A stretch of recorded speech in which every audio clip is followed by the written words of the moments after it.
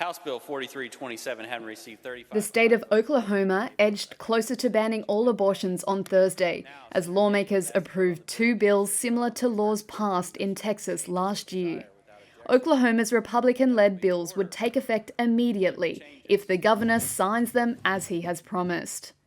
This would make the state the most restrictive in the US for abortions, banning all of them except in cases of medical emergency, rape, or incest. Earlier, the state's House of Representatives approved a separate piece of legislation to ban abortions after 6 weeks of pregnancy. Julie Daniels, a Republican state senator, voted in favor.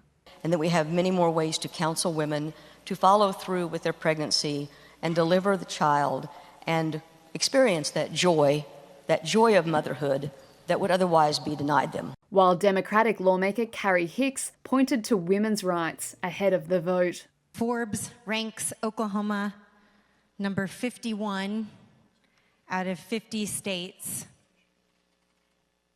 for quality of life for women.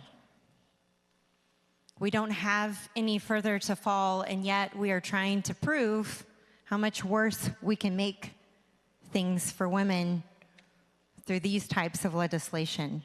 Governor Kevin Stitt, a Republican, has said he will sign any anti-abortion legislation that reaches his desk.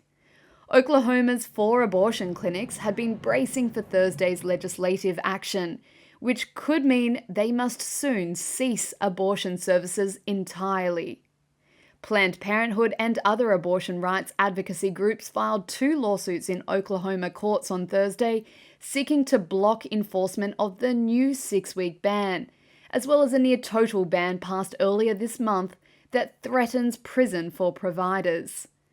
Oklahoma had become a destination for women from Texas looking to end their pregnancies, after their home state's 6-week ban took effect last year. In a sister clinic in Kansas, 6 new abortion doctors and support staff were hired, and more workdays were added to prepare for an uptick in patients from Oklahoma, about a 2 hours drive away.